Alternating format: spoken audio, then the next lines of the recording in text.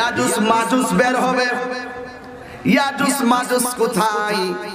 ইয়াজুজ মাজুজ হলো এমন একটা বিল্ডিং এর ভিতরে, যে বিল্ডিংটার ভিতরে ইয়াজুজ মাজুজ নামের দুইজন বৃহৎ আকার দানব বন্দী আছে।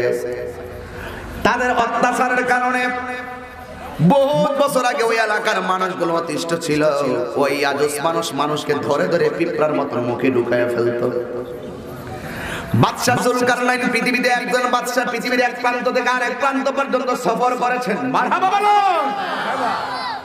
ওই বাদশা জুলকারনাইন ইয়াজুজ মাজুজকে বন্দী করার জন্য তিনি বিল্ডিং দিয়ে এমন ভাবে বেষ্টনী দিয়েছেন, বেষ্টনী দিয়ে এখনো তারে ওখানে বন্দী রেখেছেন।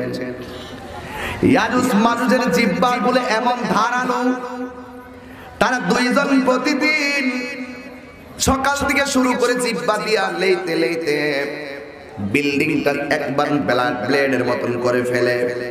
আরেকজন ডাক দিয়ে আজকে রাইকা যে বাকিটা আমরা পরের দিন করব। আবার যখন পরের দিন চলে আসে দেখে আগে যেমন বিল্ডিংটা ছিল আমার আল্লাহ আগের মতো বিল্ডিংটা বানায়া দিছে। এইভাবে তাদের লক্ষ লক্ষ কোটি বছর চলছে। এখনো পর্যন্ত ওই ফেরেশতারা চেষ্টা করে ওই দানব